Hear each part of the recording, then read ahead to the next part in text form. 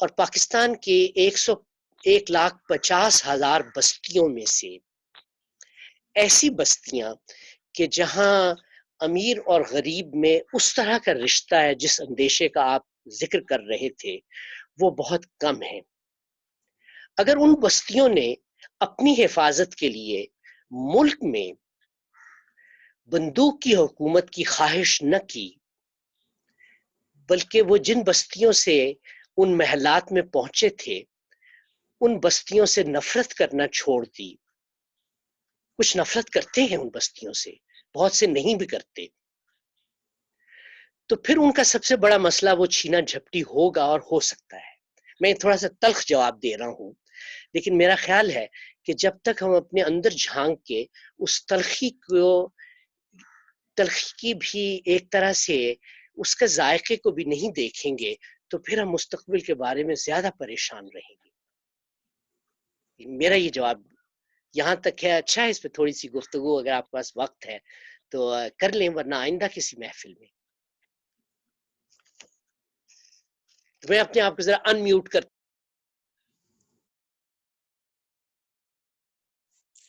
میں پاکستان کے خصوصی حالات کے حساب سے نہیں، میں آن لائن نہیں تھی تو 25 کو میں نے کر دیا کیونکہ میں شہری کے لیے آگے تھی۔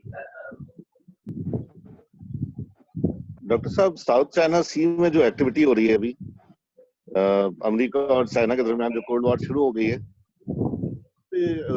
اس میں آپ ایکسپیکٹ نہیں کر رہے کہ پاکستان بھی اس سے افیکٹڈ ہوگا؟ آپ کی آواز نہیں آ رہی ڈاکٹر صاحب۔ میں ایڈ کروں؟ جی، میں آپ کا سوال آپ کہیں تو اس پہ ایسی مختصر سی مجھے میرا یعنی اس میں تخمینے ہی ہو سکتے ہیں۔ میرا خیال ہے کہ وہ براہ راست فوجی تصادم ساؤتھ چائنا سی سمیت شاید نہ ہو، اور اس بین الاقوامی جنگ میں یا بین الاقوامی جو آپس کی مسابقت ہے اس میں پاکستان کو سنجیدگی سے آپس میں مکالمے سے یہ سوچنا چاہیے کہ ہم وہاں دونوں میں اپنی دونوں کشتیوں میں اپنا پاؤں رکھیں یا ہم کوئی واضح اس میں موقف اختیار کریں۔ ذاتی طور پہ میں نسبتاً واضح موقف کا حامی ہوں۔ پاکستان کے خصوصی حالات کے حساب سے جیسے ابھی ہماری جو کنٹرول لائنز ہیں وہ ابھی ہاٹ ہوئی ہیں، ادھر بلوچستان اور ایران کا مسئلہ بھی ایک ساتھ چل پڑا ہے، کل ہی ہوا حادثہ ہوا اور ایسا ہو سکتے ہیں اور آگے بھی۔ تو یہ ابھی افغانستان کا معاملہ بھی حل نہیں ہوا پوری طرح سے، تو پاکستان تو تین طرف سے جو ہے وہ ہر طرف سے جو ہے سوائے چائنا کے وہ اس میں گرا ہوا ہے، اور حالات ہمارے اکنامی کے لیے ایسے ہیں کہ ہم میرا خیال ہے کہ 2 دن کی جنگ بھی برداشت نہیں کر سکتے۔ جی، یہ اچھا ہے کہ ہم اس پہ گفتگو جاری رکھیں۔ میں اس معاملے میں کہ یہ فوجی جنگ میں تبدیل ہوگی، میرا تخمینہ ہے کہ ایسا نہیں ہوگا، بشمول وہ اس نوعیت کی دھمکی جیسے ہمیں پچھلے 20 سال میں دی جاتی رہی ہے کہ امریکہ ہندوستان کی مدد سے پاکستان کو فوجی طور پہ دھمکائے گا، اس کا فوجی امکان غالباً کرونا سے پہلے زیادہ تھا اور کرونا کے بعد نسبتاً کم ہے۔ اور یہ جو بہادر کا سلسلہ ہے، اور یہ جو آپ بلوچستان، ایران اور افغانستان کے ناطے سے پاکستان کے اندر اندرونی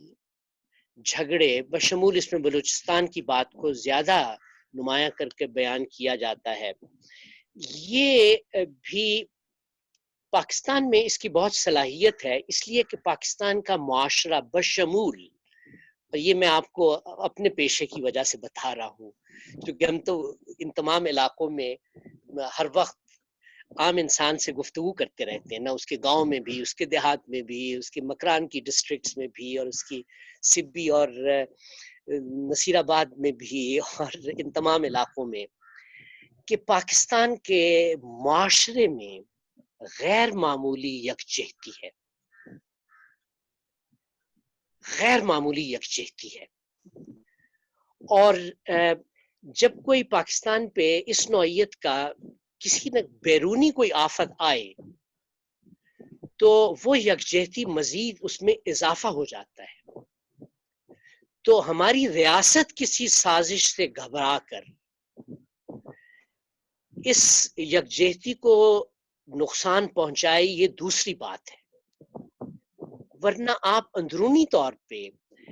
یہاں کے معاشرے کے اندر سے کسی ایسے فساد کو یہ امکان بہت کم ہے. اور وہاں لوگ اگر اس چکمے میں نہ آئیں تو وہ بہت بہتر ہے کہ اس سے ڈرا کے ہمیں مستقبل کے باقی امکانات پہ غور کرنے سے روک کر رکھا جائے. لیکن یہ کہ ہم اندرونی طور پہ جو معاشرتی اور اقتصادی فرق ہے ملک میں طاقت کا، یعنی وہ ملک کے بعض بہت ہی چھوٹی چھوٹی بستیوں کو اور محدود خاندانوں کو اور محدود کاروباروں کو کے پاس اس سے بہت زیادہ وسائل ہیں جس میں جتنا ملک کی آبادیوں کے بڑے حصوں کو اور خاندانوں کو ہے. لیکن اب بھی یہ غنیمت ہے کہ یہ اکانومی دوسری اکانومی سے معاشرتی طور پہ قطع تعلق نہیں کی ہوئی، اور وہاں ملک کے متومل طبقے میں بھی کہ روزمرہ کے رہن سہن میں اسلام کے باقی رہ جانے کا بہت بڑا دخل ہے. تو ہمیں تو بلکہ اس موقع پہ یہ بات بہت کھل کے کہنی چاہیے کہ یہاں آپ وہ پیسہ کہ جو سو کالڈ ڈاکیومنٹڈ اکانومی میں آ چکا ہے اس سے اس وقت کی تکالیف کا جو مداوع ہو رہا ہے اس سے بہت زیادہ اس اکانومی کے ذریعے سے ہو رہا ہے جس کو ہمیشہ انڈاکیومنٹڈ ہونے کا طعنہ ملتا رہا ہے. اس کا مطلب یہ نہیں ہے کہ ہم ملک کے قانون کی کوئی مخالفت کریں، لیکن اس کا مطلب یہ ضرور ہے کہ ڈاکیومنٹڈ طریقے سے پیسہ جمع کر کے اس کو خرچ کرنا اس سے کہیں کم اچھے طریقے سے ہوتا ہے جتنا اگر یہ پیسہ اسلام آباد کی سطح پہ اور 4 دارالخلافوں کی سطح پہ نہ ہو، بلکہ اگر یہ پیسہ 10 سال میں 20 سال میں چھوٹے پاکستانوں میں، پاکستان کا ہر ڈسٹرکٹ بھی تو ایک چھوٹا پاکستان ہے، اس لحاظ سے پاکستان میں 120 پاکستان ہے، پاکستان کی ہر ڈویژن بھی تو ایک چھوٹا پاکستان ہے، اور ان میں سے ہر چھوٹا پاکستان کی ہر چھوٹی ڈویژن وہ فن لینڈ کے برابر ہے تقریباً. تو یہ ڈویژنیں بھی تو چھوٹے پاکستان ہیں. اگر یہ چھوٹے پاکستان پیسہ جمع کریں اور خرچ کریں، اگر یہ چھوٹے پاکستان کے پاس پیسہ ہو تو ہمیں اس وقت یہ فکر کم کرنی پڑے کہ کوئی بھوکا نہیں رہے گا، کیونکہ اس چھوٹے پاکستان میں لوگ بھوکے نہیں رہتے، کیونکہ وہاں معاشرہ اور وہاں کی ریاستی طاقت میں ایک بہت بڑی خلیج نہیں ہوتی. تو ہمیں کورونا ریاست پہ جو اسلام آباد میں اور دارالخلافوں میں بیٹھی ہوتی ہے اور وہ سارا پیسہ اس طریقے سے اس ہاؤس وائف سے جمع کر کے اس بزنس سے جمع کر کے اپنی تجوری میں ڈال کے پھر دینے والے بننا چاہتے ہیں. اگر ریاست کے اس تصور سے ہم جہاں ہماری برادریاں پائی جاتی ہیں وہاں ہم اصل طاقت لے آئیں تو شاید پھر یہ چھینا جھپٹی کا اندیشہ ہمیں کم پریشان کرے. بہت شکریہ اس سوال کا، میں لمبا جواب مزید کسی اور کے پاس 1-2 سوال میں بھی کرنا چاہ رہا تھا، اگر میں نے انمیوٹ ویسے سب لوگوں کو کر دیا. کہ ایک سوال میرے ذہن میں یہ تھا کہ امریکہ کی صورتحال ہم آج کل دیکھ رہے ہیں کہ وہ جیسے مسعود افضالی صاحب نے بولا کہ خوب ڈالر چھاپ رہے ہیں، تو ہمیں اب ڈر یہ لگ رہا ہے. ایک عام کسی آدمی سے بات ہو رہی تھی، اس نے کہا لوگ اب ڈالر سے ڈر رہے ہیں کہ ڈالر اپنی اہمیت ہی نہ کھو دے. دوسری تو اس کا مستقبل آپ کیسے دیکھ رہے ہیں، ایک چھوٹی سی بات. دوسری بات یہ ہے کہ یہ جو جتنی بھی جمہوری سلیکٹڈ حکومتیں ہیں، جن میں کہ مطلب سب سے بڑی حکومت پریزیڈنٹ ٹرمپ کی ہے، اور اس کے بعد بہت سارے پریزیڈنٹ، ہمارے عمران خان بھی اس کی ایک بہت اچھی مثال ہیں، یہ اوور آل ثابت کر رہے ہیں کہ جمہوری سسٹم سے جب یہ جو لوگ منتخب ہوئے، ان میں کسی بھی کرائسس کو ہینڈل کرنے کی ٹیکنیکل صلاحیت نہیں ہوتی. ان کو صرف شور کرنا آتا ہے، اور یہ شور کرنے کی بنیاد پہ آگے نکل جاتے ہیں. تو کیا اس سب کچھ کے نتیجے میں اوور آل جمہوری سسٹم جو ہے وہ کہیں اپنی چیز کو جو ہے نا وہ کچھ تبدیل کرے گا، کوئی اور سسٹم اس کی جگہ آ جائے گا؟ ایک تیسری گفتگو جو ہے نا وہ یہ ہوگی، چلے امریکہ ہوا اور دنیا ہوئی، پاکستان میں ہم کاروباری لوگ اب کیا کریں؟ ایک چھوٹی سی بات یہ ہے کہ بھئی ہم کیا کریں اب آگے کے لیے، اگر ہمیں کوئی تجویز دے دیں. یہ 3 سوال میرے ذہن میں. ویری گڈ، بہت اچھے سوال آتے ہیں، تینوں بہت وزنی سوال ہے. میں بھی آپ کے ساتھ اس گفتگو میں گویا شریک ہو جاتا ہوں. تو یعنی گفتگو میں شریک ہونے کے حوالے سے ظاہر ہے آپ کی طرح سے میرے ذہن میں بھی یہ سوالات ہیں، اور کچھ تھوڑا بہت سوچنے کا یا پڑھنے کا موقع ملتا ہے. اگر ہم 10 سال 5 سے لے کے 10 سال کے تناظر میں غور کریں تو بظاہر لگتا ہے کہ ڈالر ابھی اپنی بنیادی طاقت میں کمی کے راستے پہ ہوگا، لیکن مضبوط ترین ذریعہ رہے گا، ہمیں پسند ہو یا ناپسند ہو. کیونکہ جو لوگ اور جو ممالک اس کی جگہ لینا چاہتے ہیں یا اس کی طاقت کو کم کرنا چاہتے ہیں، وہ خود اس وقت اس کے اسیر ہیں، اور اس میں یکایک کسی کمی کے ہونے سے وہ طاقت کے توازن کی تبدیلی کے جس راستے پہ ہیں وہ راستہ متاثر ہوتا ہے. اور یہ ایسا نہیں ہے کہ امریکہ کو اس تمام چیزوں کا فہم نہیں ہوگا، یا جو طاقتیں ان کی طاقت میں ڈینٹ کرنے کی صلاحیت رکھتی ہیں یا اس میں رفتہ رفتہ آگے بڑھنے کی صلاحیت رکھتی ہیں، ان سے یہ باتیں چھپی ہوئی ہیں. لیکن آپ کو بہت سی باتیں معلوم ہوتی ہیں، پھر بھی آپ اس پہ کچھ کر نہیں سکتے. تو یہ سسٹمز اس طرح کے ہیں کہ جس میں ڈالر کے اندر مفاد جو پیچھے ہٹتی ہوئی طاقتیں ہیں ان میں، اور اگلی بڑھتی ہوئی طاقتیں دونوں میں ہیں. اسی طرح سے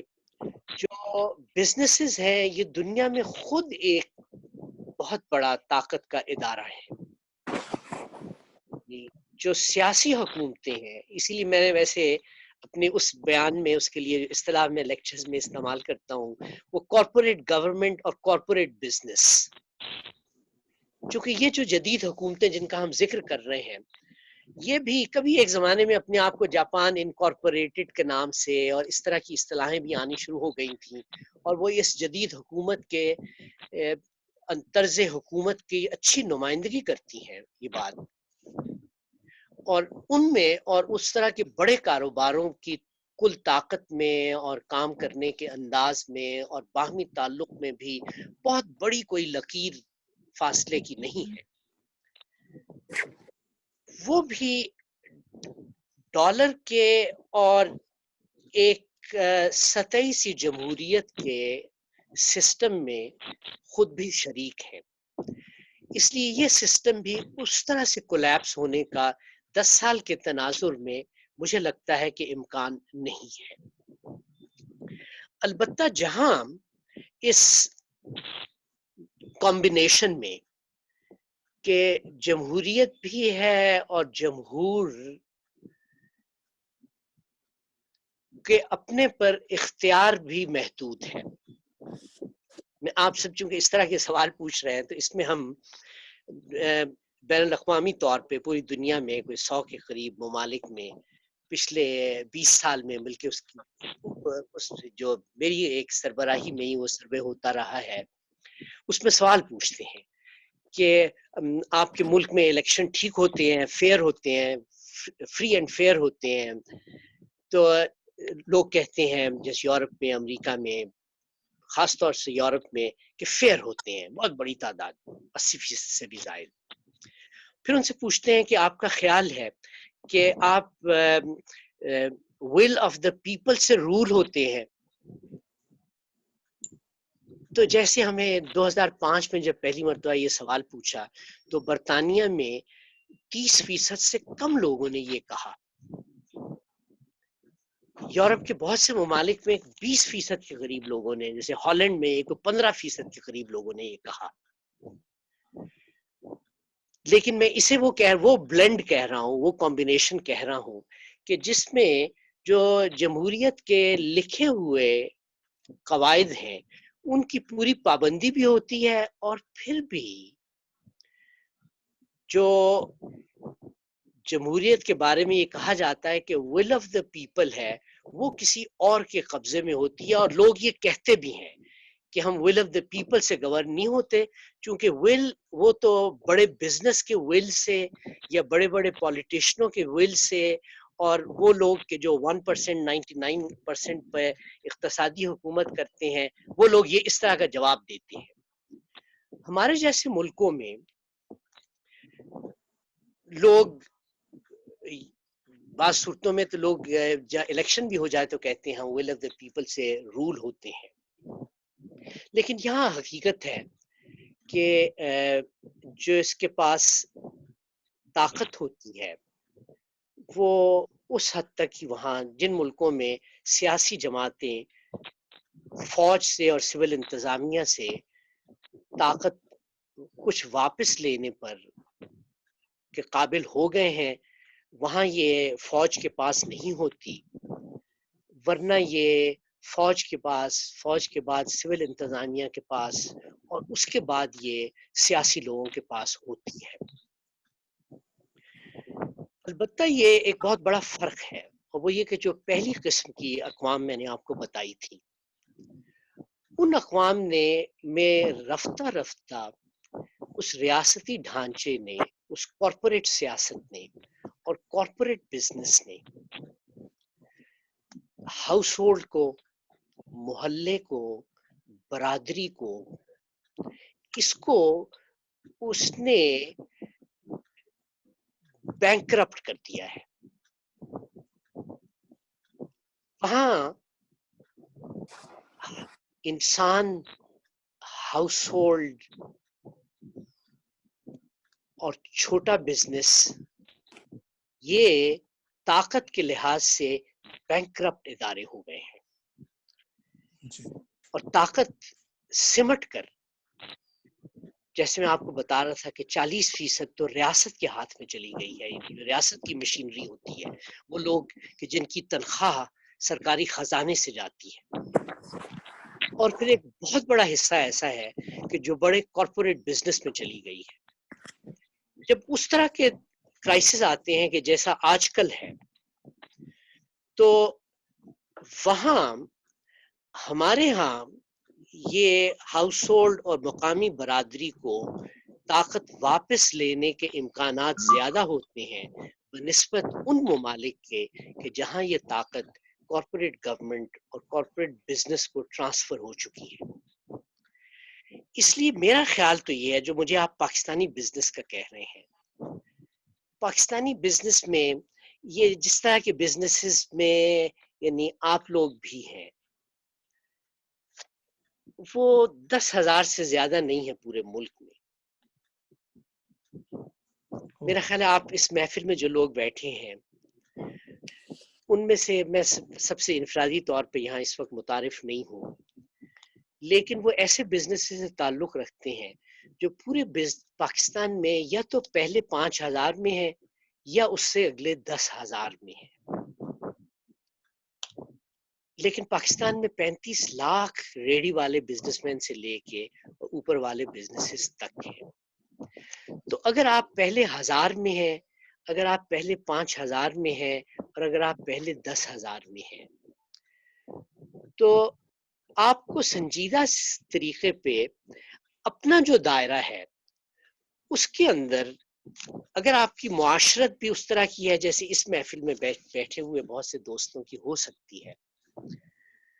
تو آپ کو یہ سوچنا چاہیے کہ کیا انسان، جیسے میں بھی جب کراچی یونیورسٹی میں تھا آج سے 50 سال پہلے، اور کیا انسان اپنی ایک اچھی معاشرت میں بھی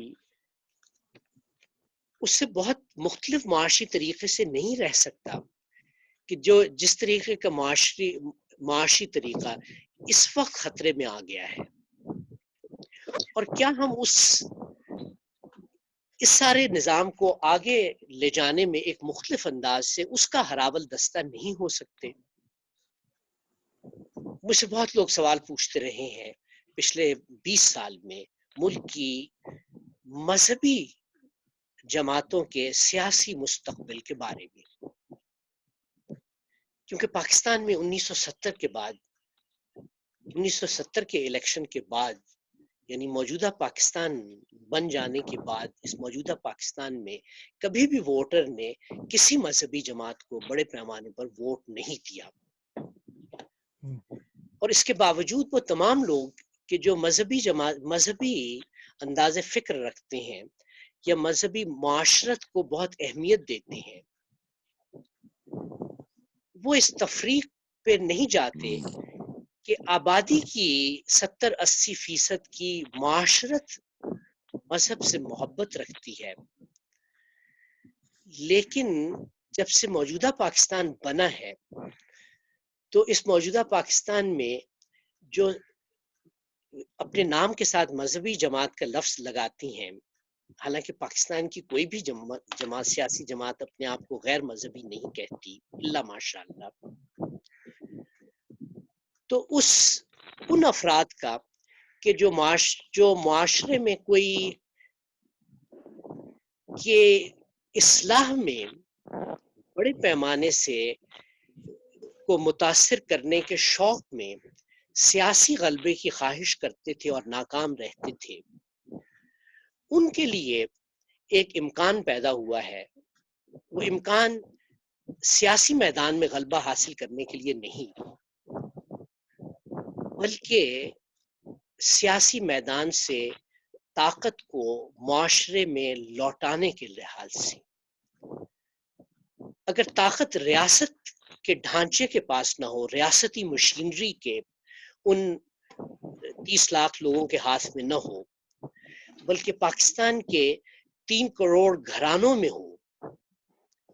تو پھر یہاں معاشرتی اصلاح کے امکانات کہیں زیادہ پیدا ہو جاتے ہیں،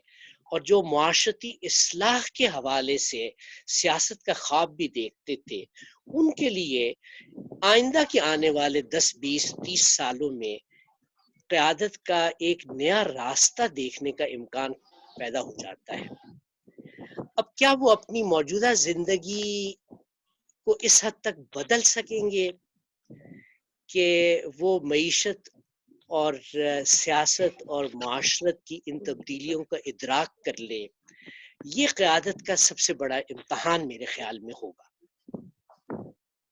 بہت شکریہ۔ مجھے معلوم نہیں آپ کے سوال کا جواب آیا یا نہیں آیا،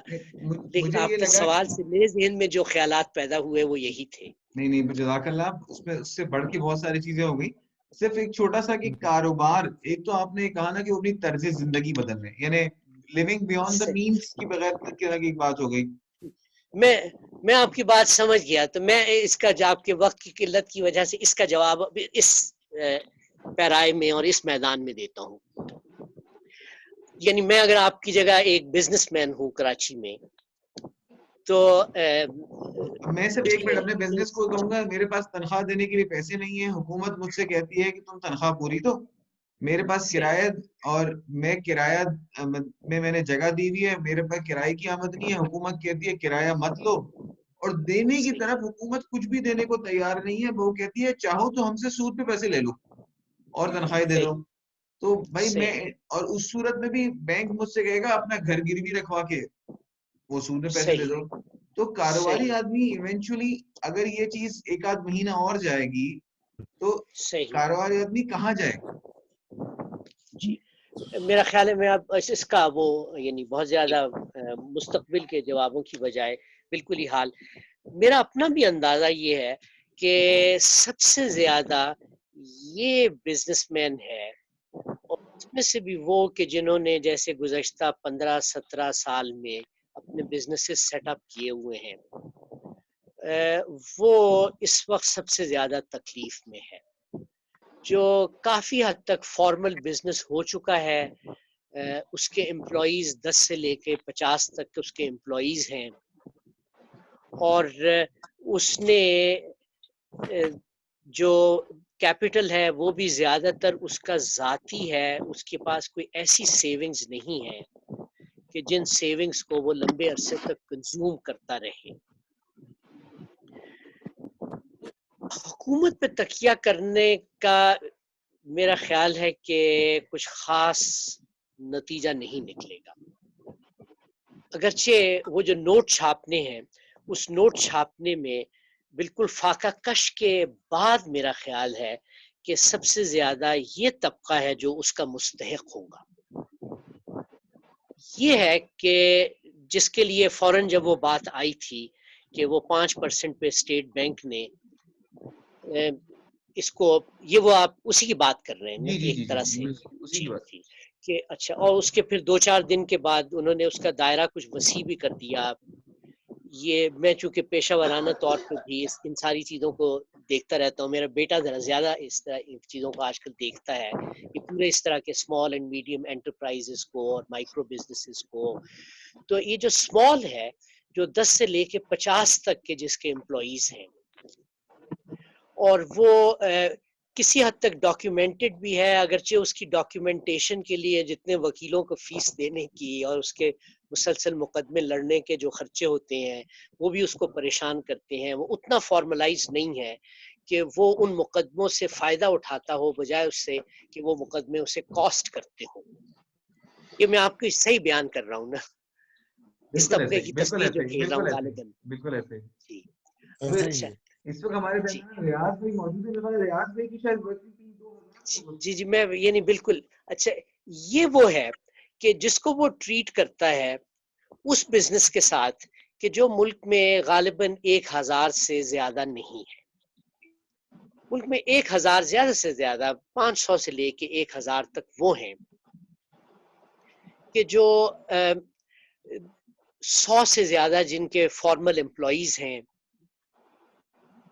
جن کا سرمایہ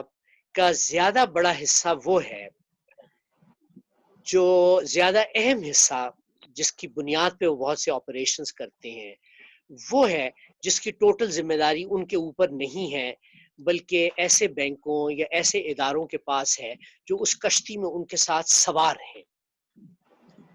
جن کے لیے حکومت کے ایف پی آر کا سامنا بھی کرنا اور دیگر ایسے اداروں کو سامنے کرنے کے لیے جس طرح کی وکیلوں کو یا دیگر اداروں کو فیسیں دینی پڑتی ہیں وہ انہیں کاسٹ کم کرتی ہیں, فائدہ زیادہ دیتی ہیں. آپ کو میرا مشورہ یہ ہے کہ آپ ایسے لوگوں کو جتنی جلدی ہو سکے اس میں جو جینوئن لوگ ہیں ان کو فارملی یا انفارملی ان کو جمع کر کے ان کے ساتھ کوئی مشترکہ لاہے عمل بنانے کی کوشش کریں. کوئی کاروباری یا غیر کاروباری سیاست کرنے کے لیے نہیں بلکہ وہ کاروباری برادریاں بنانے کے لیے کہ جو برادریاں اس تکلیف سے نکل کے مستقبل کے بہت بڑے معاشرتی رہنما بننے کا امکان ہے. جیسے ہمارے ہاں 100 سال پہلے بھی جسے ہم بازار کہتے تھے اس بازار کی برادریاں ہوتی تھی. یہ جو آپ کی برادری ہے وہ ظاہر ہے جیسے آپ بھی جدوجہد کر رہے ہوں گے وہ اس جدوجہد کو ایک مختلف مستقبل کے لیے کرے. یہ ایف پی آر کے اور حکومت کے سے مانگنے والوں والی برادری نہ ہو بلکہ وہ ان پر حاوی برادری ہو، چونکہ یہ وہ برادری ہے جس کی وجہ سے ملک کی معیشت بھی چلتی ہے اور ملک کی معاشرت بھی چلتی ہے. تو آپ یہ کہ آپ کو تکلیف نہیں ہوگی یا مجھے تکلیف نہیں ہوگی، یہ میرا خیال ہے ہمیں خیال کرنا چھوڑ دینا چاہیے. وہ آپ کرایہ دار والی بات بھی تو بالکل ہی درست کہہ رہے ہیں. میرا ایک بیٹا وکیل ہے، اس لیے وہ مائکرو کریڈٹ والوں کے بھی مقدمے اور کرایہ داری کے مقدمے بھی اور ان سب چیزوں پہ غور و فکر کرتا رہتا ہے، بھگتتا رہتا ہے. تو یہ کہ ہمیں ان تمام مسائل کو نظر انداز ہم نہیں کر سکتے، لیکن ان مسائل کے اندر سے ہم اپنے ماضی میں واپس جانے کی بجائے اگر ایک مختلف طرح کے مستقبل کا خواب دیکھ لیں، جیسے ہم میں سے بہت سو نے جو میری عمر کے ہیں انہوں نے اپنی جوانی میں یہ مستقبل سیاست کے راستے سے دیکھا تھا. تو آپ کی نسل میں اگر آپ اسے معاشرتی اور اقتصادی راستے سے تلاش کر کے کچھ اسی جذبے سے کریں جو ہماری جوانی میں ہم سیاست کے راستے سے دیکھتے تھے، ہم اس میں کامیاب نہیں ہوئے، لیکن ہو سکتا ہے کہ یہ نئی نسل اس ابتلا میں سے گزر کے ریاست سے میرا مطلب یہ ہوتا ہے کہ یہ جو ریاستی مشینری جس نے معاشرے کو شکست دے دی ہوئی ہے اور اس سے اقتصادی اور سیاسی اور فوجی طاقت چھین لی ہوئی ہے، اور جس کی وجہ سے وہ اپنے آپ کو بے بس اور مجبور سمجھتا ہے اس غالب طبقے کی سیاست، معیشت اور ثقافت کو تینوں کو قبول کرنے کے لیے، اپنے لیے بھی اور اپنے بچوں کے لیے بھی. یہ میں آپ کو بہت ایک تلخ حقیقت بتا رہا ہوں. اس کا اسے غم بھی رہتا ہے، لیکن وہ اس غم میں چلتا رہتا ہے، اور جیسے ہم اس غم میں اپنی اس عمر میں پہنچے ہیں اسی طریقے سے آپ اس غم میں اپنے ہماری طرح کی عمر کو نہ پہنچے، بلکہ اس کا جیسے ہم نے وہاں اپنے میدانوں میں بہت قربانیاں دینے سے ہم نہیں چوکتے تھے، تو اب اس نئے میدان میں پرانے میدان کو چھوڑ کے اس نئے میدان کو تلاش کریں. یہ میں آپ کو یعنی کچھ ہنسی مذاق سے اس غمگین زمانے میں اور لیکن کچھ سنجیدگی سے بھی یہ مشورے دے رہا ہوں. بشیر بھائی، بہت شکریہ. بشیر جمعہ صاحب کے لیے میرے خیال ہے کچھ آپ نے بشیر تو جمعہ صاحب سے واقعی یعنی اب میں اگر اپنے آپ کو میوٹ کر دوں اور بشیر جمعہ صاحب سے آپ کچھ باتیں کہلوائیں تو سب سے بشیر بھائی آپ ہیں؟ میرے خیال ہے بشیر بھائی کا کیونکہ شاید یہ فجر کے بعد کا ٹائم تھا نا، تو وہ ہو سکتا ہے مس کر گئے ہوں. نہیں عرفان بھائی، آپ اگر چاہیں گے نا تو بشیر بھائی سے کہیں کہ وہ آپ کی اس محفل میں رمضان کے بعد یا جو آج کی گفتگو کا ماحصل تھا وہ جو بھی ارلیسٹ ہو، میں خود بھی آپ کی اس گفتگو میں شریک ہوں، آج کی گفتگو میں ایک شریک کے طور پہ بھی. تو بشیر بھائی آپ اس کی ریکارڈنگ کرتے ہیں، یہ نظر آ رہا تھا مجھے. جی تو اگر بشیر بھائی بھی اس کی ریکارڈنگ کا وہ حصہ بھی سن لے، کیونکہ بشیر بھائی سے میری اس طرح کی بہت محفلیں رہی ہیں نا، بہت سال ہر سال اب بھی جاری ہو جاتی ہیں جب وہ پاکستان میں ہوتے ہیں. تو ان کے ساتھ ایک مشترکہ نشست کر لیں مجھ سے اور ان سے، جس پہ وہ زیادہ اس گفتگو کا آغاز کریں. چلیں اس کو دیکھ لیتے ہیں انشاءاللہ. اچھا بشیر بھائی آپ موجود ہیں ابھی، تو رمضان کے بعد آپ کو یہ قبول ہے یہ آفر جو میں ان کے بہاف پہ بغیر ان سے پوچھے دے رہا ہوں؟ میں 3 بار قبول کر لیتا ہوں. بشیر بھائی یہ راستہ عرفان کو نہ بتائیں بشیر بھائی. 3 بار قبول کرنے والا راستہ بہت خطرناک ہے. ڈاکٹر صاحب نے بھیجا نہیں مجھے، آپ واٹس ایپ پہ بھیج رہے تھے کچھ چیزیں تو میں انتظار کرتا، آپ نے کہا بھیج دوں گا کچھ پوائنٹس سے جو آپ بھیج رہے تھے. جی وہ میں نے بھی کھول کے وہ دیکھا نہیں کہ اس طرح کی گفتگو کو نہ ہو. کافی امکان ہے کہ وہ پہنچ چکی ہوں گی اور میں آپ کو فارورڈ کر دوں گا. ڈاکٹر صاحب ایک بہت چھوٹا سا سوال ہے، غیر مطالبی کہہ لیں مطالبی، آج کل جماعت اسلامی جو ویلفیئر ایکٹیویٹی میں حصہ لے رہی ہے، آپ سمجھتے کچھ تھوڑا اچھے اثرات ہوگا، کچھ فائدہ ہوگا جماعت کو؟ سمجھ میرا نا ایک بہت ہی اس پہ وہ میرا جواب یہ ہوتا ہے کہ وہ اس میں جو بات کہتے ہیں اور میرا خیال ہے کہ ان کا عمل اس پہ صادق ہوتا ہے اور وہ یہ کہ صرف وہ فی سبیل اللہ کر رہے ہیں, فی سیاست نہیں کر رہے. تو وہ کر بھی اسی لیے رہے ہوتے ہیں, اسی لیے سیاست میں شکست کھانے کے باوجود جب موقع آتا ہے تو ویسے ہی چاقو چوبند ہو جاتے ہیں. وہ اپنا اس کورونا کا سب سے بڑا فیض یہ حاصل کریں کہ وہ جو سیاست کے محتاج ہونے کی بجائے سیاست پہ غالب ہو جائیں. اسلامی معاشرت سیاست پہ غالب ہو سکتی ہے. یہ جو اپنے آپ کو بلا وجہ اسلامی پارٹیاں کہتی ہیں اور ایک لحاظ سے پاکستانی سیاست کے ساتھ ناجائز رویہ اختیار کرتی ہیں کہ گویا باقی ووٹ دینے والے یا باقی سیاسی پارٹیاں کوئی غیر اسلامی ہیں جو نہیں ہیں, وہ ان دونوں باتوں کو کہنا چھوڑ دیں, اپنے آپ کو اسلامی پارٹی کہنا چھوڑ دیں اور وہ ملک کی سیاست پر اپنے معاشرت کو غالب کر دیں, کیونکہ سیاست کا مطلب ریاست ہے. تو وہ ریاست سے بھیک مانگنے کی بجائے ریاست کو اس طرح سے اپنی بھیک کا محتاج کر دیں کہ جیسے بادشاہ بزرگوں کے پاس بھیک لینے کے لیے آیا کرتے تھے, بادشاہ ریاست کے پاس نہیں جاتے تھے. تو آج پاکستان کی معاشرت حقیقت میں آج کے زمانے میں اس طرح کی درویش ہے کہ جس کے پاس بادشاہ کو آنا چاہیے, بجائے اس کے کہ بادشاہ وہ بادشاہ حقیقت کی ایک بے وقت قسم کی اور بے عزت قسم کی بادشاہت, اس کو لے کے جماعت اسلامی کیا کرے گی میری سمجھ میں نہیں آتا. یہ بھی میں نے آپ کو دل سے نکلا ہوا بہت ہی تلخ سا جواب دے دیا. سوچ ہے میری سوچ یہی ہے کم از کم, اور میں کافی عرصے سے اس پہ مستقیم ہوں اور مجھے کوئی ایسی دلائل نہیں ملے کہ میں اس سے مختلف رائے قائم کروں. اور بات تو کسی اور طرف سے نہیں ہے. تو اس میں نا اگین سب سے مزے کی گفتگو میں مجھے تو یہ لگا کہ آپ نے ایک اور گفتگو کا موقع دینے کے لیے رضامندی اختیار کری, اور اس میں یہ ہوا کہ بشیر بھائی ویسے بہت بڑا ریسورس بن سکتے ہیں اس کام کے لیے جو آپ نے کہا نا, کاروباری برادری کو جمع کرنا اور جمع کر کے آپس میں مسائل کو حل کرنا, اور اس کے ذریعے سے دین کی دعوت اور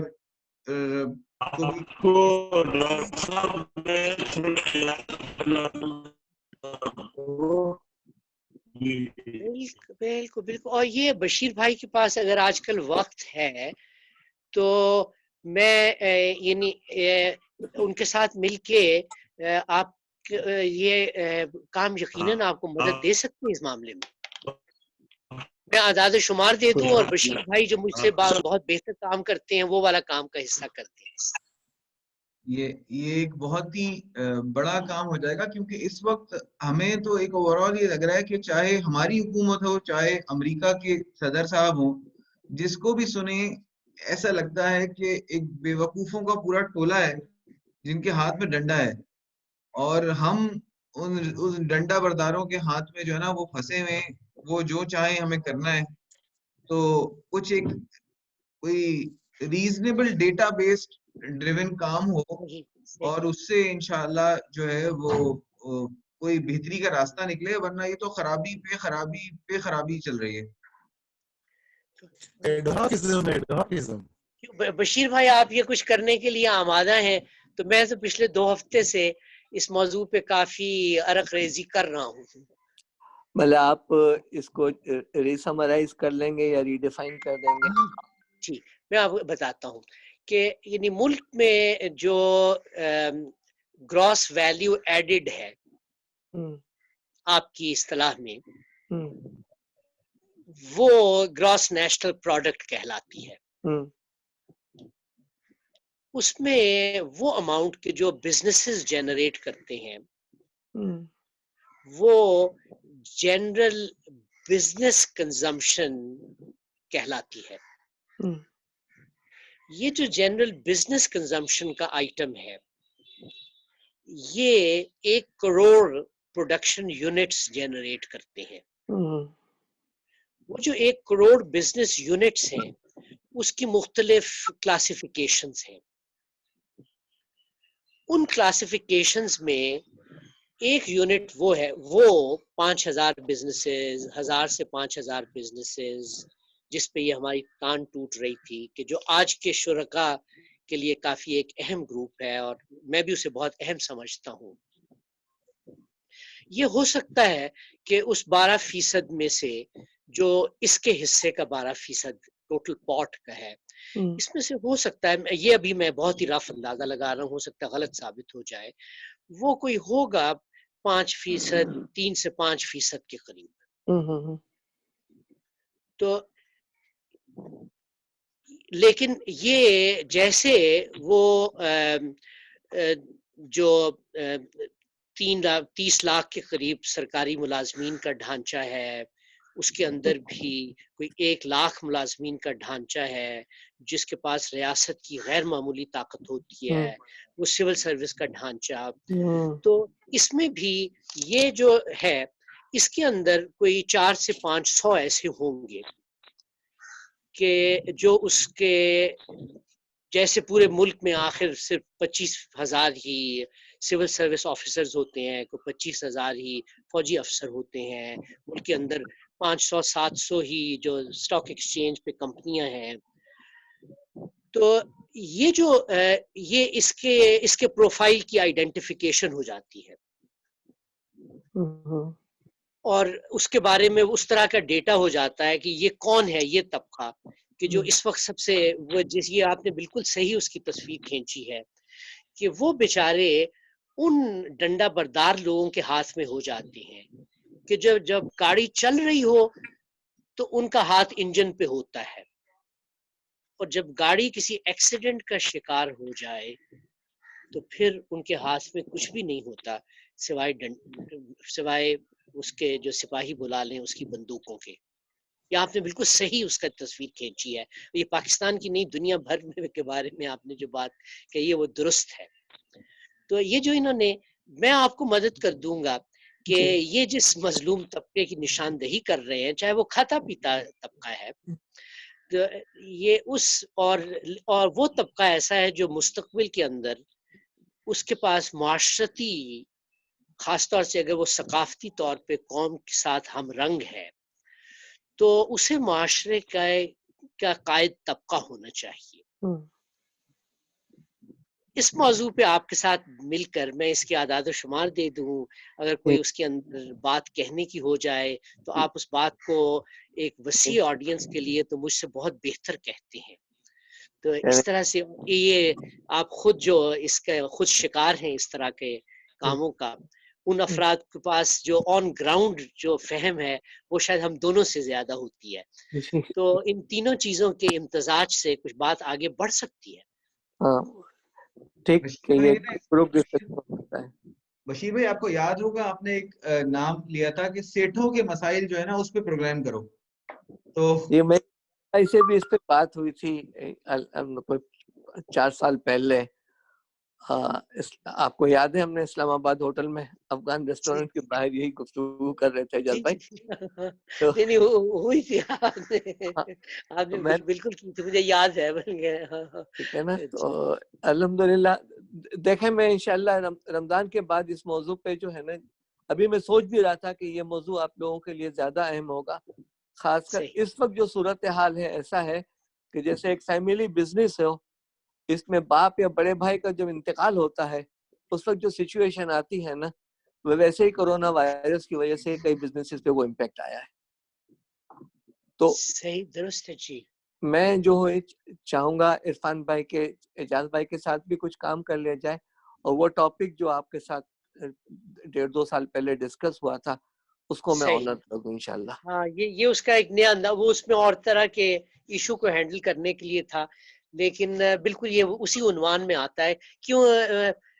عرفان صاحب آپ کے خیال میں صحیح نتیجے کو پہنچ گئے ہیں؟ میں نے مجھے افسوس ہو رہا تھا بیچ میں کہ آپ کا جو کرنٹ مسئلہ ہے میں اس کی بجائے 10 سال 20 سال مستقبل کی بات کر رہا ہوں، حالانکہ آپ کو تو اب کل جا کے اپنے اس کا ویجز دینی ہے، مہینے کی پہلی تاریخ ہوئی ہے، عید میں بھی آنا ہے اور مسائل ہیں، تو لیکن یعنی ہم جس حد تک اس میں شریک ہو سکتے ہیں تو اس حد تک اس کے لیے کافی ہے جو ہم آخری جس نتیجے میں پہنچ گئے.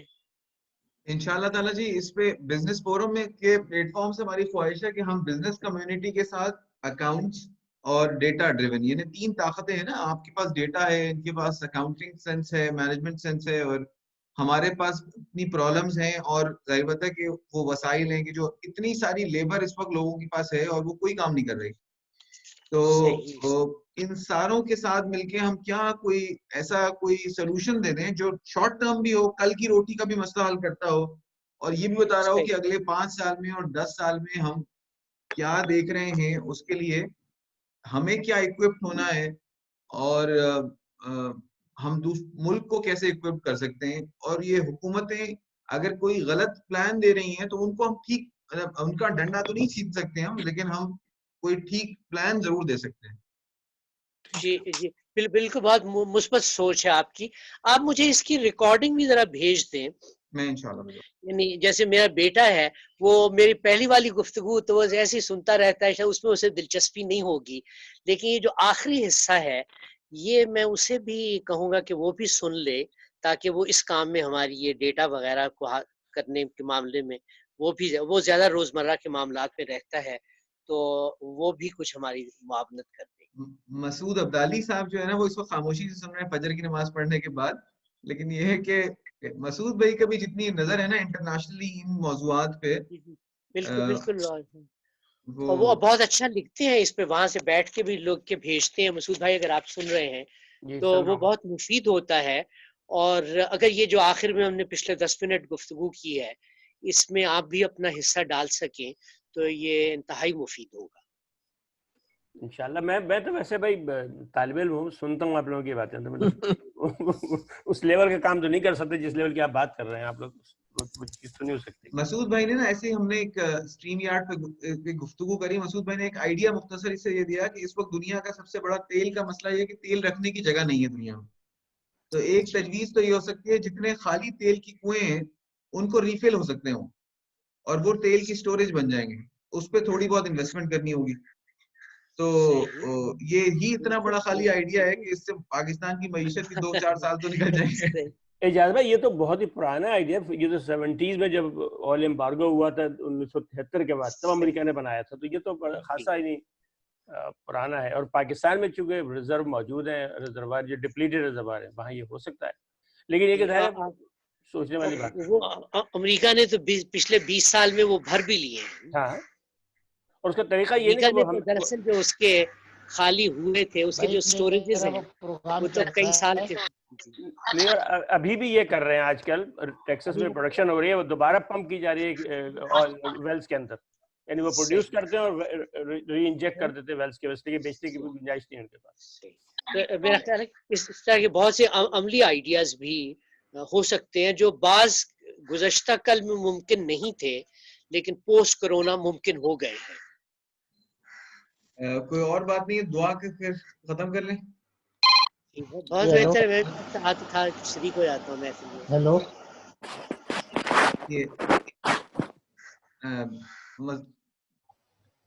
مسعود بھائی، اب وغیرہ بھائی ہے نا، وغیرہ اسماعیل بھائی. ہاں جی وہ ہم جمعیت میں سے دعا کرواتے تھے ہمیشہ. کن کی بات کر رہے ہیں؟ اعوذ باللہ الحمدللہ رب العالمین والعاقبۃ للمتقین والصلاۃ والسلام علی سیدنا محمد وعلی آلہ وصحبہ اجمعین. اللهم بارك لنا فيما اعطيتنا واحفظنا من كل بلاء الدنيا وعذاب الآخرة وتوفنا مسلما والحقنا بالصالحين. ربنا لا تؤاخذنا إن نسينا أخطأنا، ربنا لا تحمل علينا إصرا كما حملته على الذين من قبلنا، ربنا ولا تحملنا ما لا طاقة لنا به واعف عنا واغفر لنا وارحمنا أنت مولانا فانصرنا على القوم الكافرين. وصلى الله تعالى على خير خلق محمد. جزاک اللہ. بہت شکریہ. پھر آئندہ انشاءاللہ آپ سب سے رابطہ ہوگا، انفرادی طور پر بھی اور اجتماعی طور پر. انشاءاللہ. Thank you. السلام علیکم. اللہ حافظ. اللہ حافظ. السلام علیکم. وعلیکم السلام.